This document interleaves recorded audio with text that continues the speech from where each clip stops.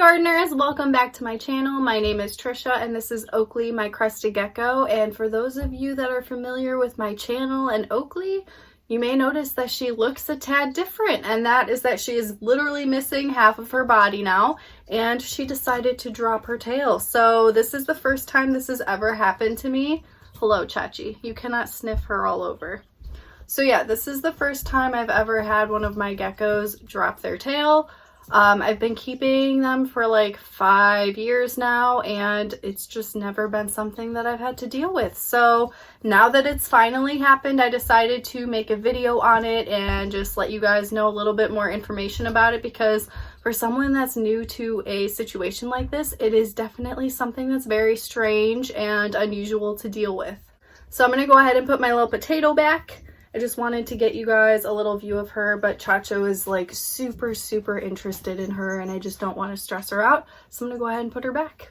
So it is very common for crested geckos to lose their tail, especially in the wild, because it is a defense mechanism. So crested geckos, or many other types of geckos and lizards, they have the ability to drop their tail. Chach? Yes, smell my nose. Okay. They have the ability to drop their tail basically in case a predator latches onto it, then they can drop it, run away, flee the scene, and avoid the predator, and then they survive. The predator will just eat the tail, or sometimes the tail will just literally just wag around. It still has a little bit of muscle movement to it, and it works as like a lure or a distraction for the predator. That way they go for the tail rather than the gecko. So it is really interesting and it's a cool defense mechanism. Another reason why these geckos drop their tails could just be because they are scared. So if they feel that there is a loud sound or something, they may associate it with a predator and they just automatically drop their tail because they're trying to be safe. So it's kind of interesting because like in the wild, like you literally, it's so hard to find a crested gecko in particular with a tail still on, because there's predators everywhere, or there may just be one big loud thunder and then they all just drop their tails in the night. So it's just different situations like that. And when you're keeping them in captivity, if there's a really loud sound or something going on that's abnormal in your household that scares them, they can drop their tail. If you're keeping multiple geckos next to each other, I have a lot of my geckos kind of next to each other.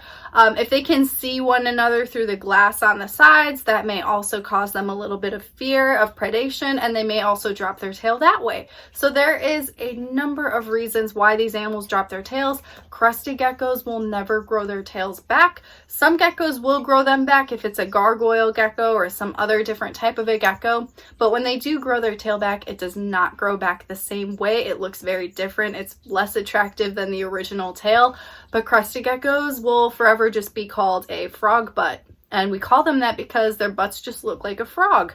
They're never going to grow their tail back. That is forever how they're going to be. So I kind of wanted to cover what to do if this happens, because it can be stressful. People don't know what to do when something like this happens. So when your gecko drops its tail, some people actually take the tail out and feed it to their other reptiles. That may sound super disgusting and weird and just gross, but like honestly, like it is a form of protein and you can use it and like feed it to a gargoyle gecko or something that you may have around your house that does eat some more protein in their diet. If you don't want to do something like that, or it just completely grosses you out, you could just throw the tail out. Like there's no need to keep it, just throw it in the garbage, flush it down the toilet. But yeah, if you do leave it in the gecko's enclosure for some time, it may wiggle around and do that little thing where it can basically intrigue predators. However, if you leave it in your gecko's enclosure, it may intrigue your own gecko and they may try to eat their own tail, which is another slightly gross thing, and it grosses people out. So it is a good idea to take it out of the enclosure if you don't want them to eat their own tail.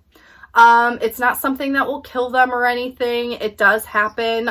It's just a weird phenomenon. It's a weird thing to deal with.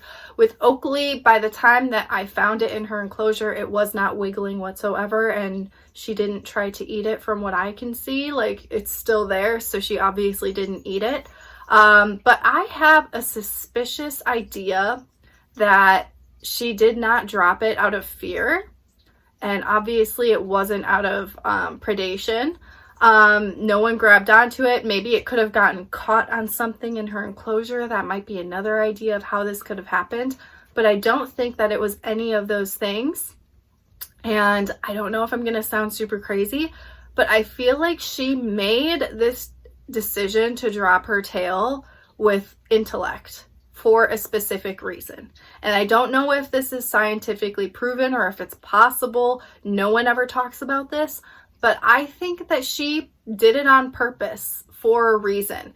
And I'm going to tell you guys that reason. So she has this cork tube that she has, well, first of all, I put it in there months ago. She never used it. She would always just go underneath her paper towels on the floor. She's always been the type of gecko to just stay on the floor. But she lately, for the past month, has actually been going inside of her cork tube. And I've been so shocked. It is kind of a smaller space, and I feel like she does have a little bit of trouble maybe turning around inside of it. So here is my theory. I think that she actually dropped her tail on purpose so that way she could fit in the cork tube easier and turn around and maneuver easier within the cork tube. I don't know if this is true or not. It's just my guess. Because she is not a gecko that scares easily whatsoever. She never has been. She's always been like my boldest gecko. She handles handling and everything so well. So I really don't think that something randomly spooked her. There hasn't been any new activity in my reptile room that I think would spook her either. It was just completely unexpected. And then the other theory that it may be is that maybe she caught it on something, which is the original idea that I had in mind. But when I found her tail, I found it in a place that I don't see how it was possible for it to be caught on something, because I thought maybe it got caught in her cork bark or something in the enclosure. But where I found her tail was literally at the center of the bottom of the enclosure, on top of the paper towel, and underneath all of these fake leaves that I have at the bottom of the enclosure. So there's no possible way it got caught on any of that. And if it did get caught on something, the tail would not just end up underneath all of this foliage on top of the paper towel. Like, it was like in a little hidden nook. And I don't see like her getting caught on something. It would have just fallen somewhere wherever it got caught. So that's why I think, because it was such in like a specific weird area, I think that she had a thought process going on in her brain, and she decided she did not want this tail anymore for whatever reason. I highly think that it had something to do with her using this cork bark tube. I think that she wanted to be able to move around easier, and I think that's why she dropped it. And so, I don't know, I find that super interesting. I think that there is a higher form of intelligence going on in what happened with this. And it's definitely something I wanted to talk about because I find it super interesting, and I would love to know your guys' thoughts and experiences as well. If you guys have had geckos lose their tails, please tell me about it. Leave it in a comment. Let me know what you think it was, why they did it. Sometimes it just seems so unexpected. Maybe it just happened. Maybe there was no thought process. Maybe she just dropped it. I feel like there had to be a little bit more of a reason for why it was dropped, which is why I think there was some thought process behind it. And I think that she knew what she was doing, and it just seems very coincidental that when she starts using that cork bark tube, all of a sudden after all of these years, she drops it in like a very specific weird place. Like, I don't know. It's very interesting to me. So yeah, one other thing that I did want to cover for people that are like, what do I do if this happens besides throwing it out? You do want to make sure that your gecko's tail, where it's removed, is nice and clean. You can use Vetericyn. It's a spray. It's kind of like a Neosporin for reptiles. You can get it at chewy.com. So you can spray that on their butt. It'll just keep it clean. You want to make sure that the enclosure is clean. Make sure that there's not poop or anything or old food. You just don't want your gecko to get that little tail rubbed in something and cause an infection, because that can cause health issues in the future. and that's obviously something you would want to avoid. So basically, you just have to keep your gecko clean. They will be a little bit clumsy because they're missing kind of a big part of their body, and they're gonna have to get used to the new weight of things and how to move around. But honestly, with Oakley, it seemed like she adjusted almost immediately. She doesn't seem clumsy whatsoever. She seems like she knows exactly what she's doing. So it might be a little bit different depending on the gecko. Some of them may be a little bit more clumsy than others after something like this.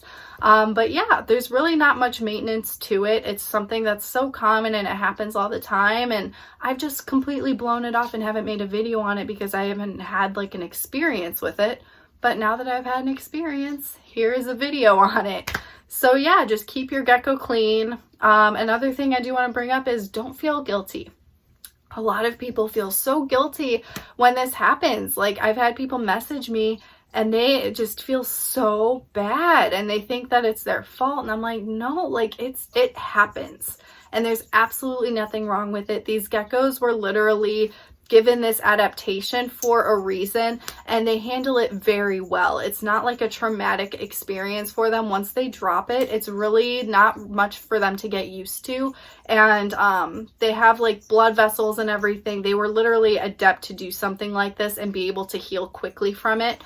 So as long as you're keeping everything clean in the environment, you shouldn't feel guilty whatsoever. It's something that happens when you're keeping geckos. So yeah, I hope that you guys enjoyed today's video. Please leave me a comment and let me know what you guys think happened with Oakley or whatever happened with your geckos who have lost their tails, because it is an interesting subject and I really haven't touched upon it much ever in the entire time that I've had this YouTube channel. So it's about time we talk about some frog butts. So yeah, I hope that you guys enjoyed the video. Please leave a comment and I will see you guys in the next one.